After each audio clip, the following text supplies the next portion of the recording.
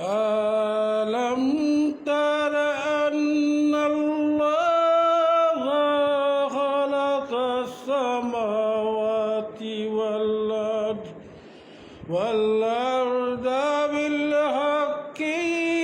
يشاء يذهبكم ويأتي بخلق جديد وما ذلك على الله بعزيز وبرزوا لله جميعا وقال